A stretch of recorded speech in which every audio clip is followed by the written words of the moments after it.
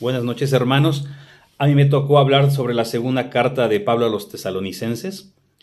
Esta carta se escribió en el año 51 después de Cristo. No se sabe con exactitud qué tiempo pasó entre la primera y la segunda carta. Algunos piensan que fue algunos meses, otros que fue algunas semanas.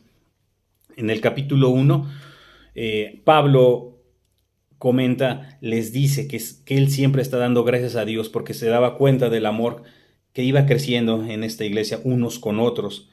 Y también reconocía mucho su tribulación y su persecución que estaban pasando y les recordaba que esto era digno ante el reino de Dios y también que los que no recibieron el evangelio y esa doctrina serían excluidos de la gloria de Dios.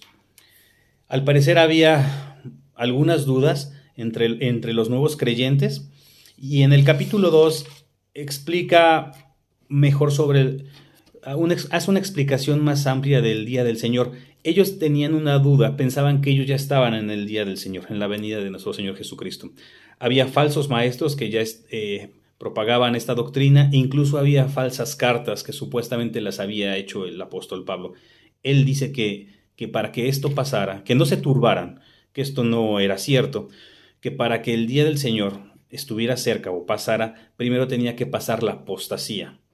Que se hiciera presente el hijo de perdición, el hijo de pecado, que incluso se iba a rebelar contra Dios, contra todo lo que fuera de Dios, y que incluso se iba a hacer pasar por Dios, que se iba a sentar en el templo de Dios y se iba a hacer pasar por Dios.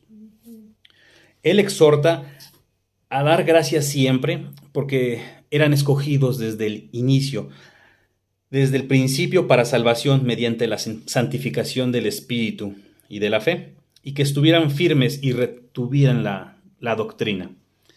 En el capítulo 3 trata de poner las cosas en orden respecto a algunas cosas del trabajo. Le habían llegado rumores al apóstol Pablo que muchos hermanos no querían trabajar, mas sin embargo se entrometían en aspectos ajenos a ellos. Él comenta que se alejaran de todo hermano que anduviera en desorden y que no anduviera en la doctrina que él había enseñado. Él recuerda que cuando él estuvo entre ellos, él trabajó y aunque tenía derecho de comer del pan de ellos, él no lo hizo para dejarles un buen ejemplo.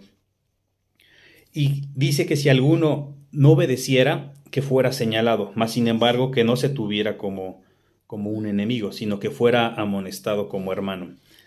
A mí esta carta me deja de enseñanza que aún en tribulación o en persecución o en alguna circunstancia que tenemos que estar firmes y retener la doctrina, la sana doctrina.